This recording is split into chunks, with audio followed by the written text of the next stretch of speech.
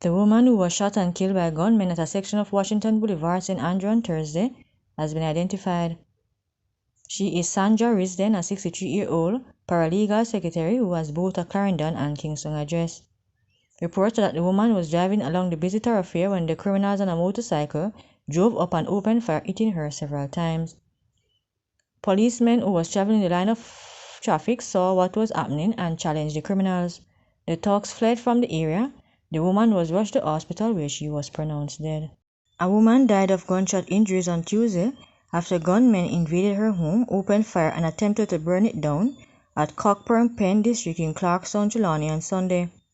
The dead woman has been identified as Cecilia Simit, otherwise called Chubby, a 28-year-old shopkeeper.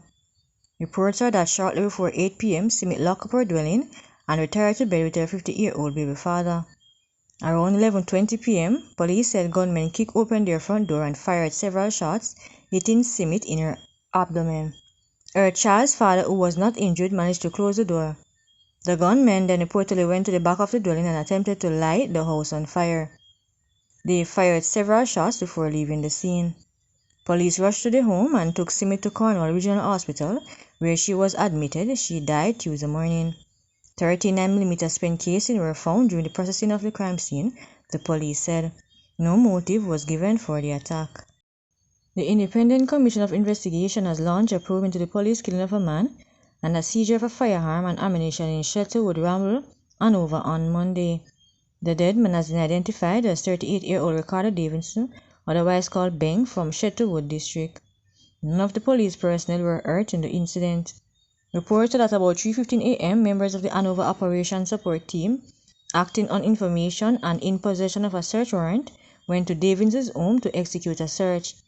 On arrival, police reportedly knocked on the front door of the house, identified themselves, and called out to the occupants. Sounds of movements were reportedly heard inside the home, however no one responded. The police forcefully entered the house and went to the back room where they were confronted by Davidson, who allegedly opened gunfire. The gunfire was returned and Davidson fell, reportedly clutching a firearm. He was immediately rushed to Noel Holmes Hospital where he was pronounced dead on arrival. The firearm reportedly recovered from Davidson was found to be